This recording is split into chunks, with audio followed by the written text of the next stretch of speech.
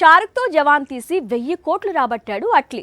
దాంతో ఇమ్మీడియట్గా అట్లీతో సినిమా చేసేందుకు డేట్స్ ఇచ్చాడు సల్మాన్. కానీ ఇప్పుడు ఏమైందో ఏమో, అట్లీ ఇచ్చిన డేట్స్ ఇచ్చినట్టు వెనక్కి తీసుకున్నాడట భాయిజాన్. ఇంతకీ అట్లీ గురించి సల్మాన్కి ఏం తెలిసింది? ఎందుకు సినిమా ఆపేశాడు? సికందర్ తర్వాత సల్మాన్ తమిళ దర్శకుడు అట్లీతో మూవీ చేయాలనుకున్నాడు. ఇదే సినిమాలో గెస్ట్ రోల్స్ కోసం సూపర్ స్టార్ రజనీకాంత్, లోకనాయకుడు కమల్ హాసన్ డేట్స్ కూడా అడిగాడు. అందుకు వారు కూడా గ్రీన్ సిగ్నల్ ఇచ్చారు. దాంతో India's biggest multi starrer loading అంటూ అట్లీ అనౌన్స్ కూడా చేశాడు. సీన్ కట్ చేస్తే ఇప్పుడు ఈ ప్రాజెక్ట్ కు బ్రేక్ పడిందని బాలీవుడ్ చెప్పుకొస్తోంది.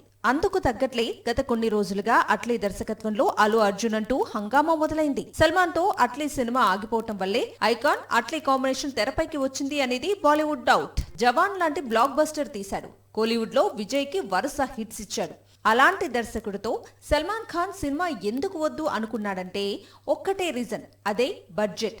సినిమా బడ్జెట్ దాదాపు 500 కోట్లు దాటిపోయిందట. అందుకే భాయిజాన్ ప్రాజెక్ట్ ను వద్దు అన్నాడట. అట్లే తీసిన జవాన్ బడ్జెట్ 300 కోట్లు. అందుకే సల్మాన్ తో సినిమా అనగానే బడ్జెట్ ను 500 కోట్లకు పెంచాడు. తీరా చూస్తే ఇప్పుడు సినిమానే ఆగిపోయింది.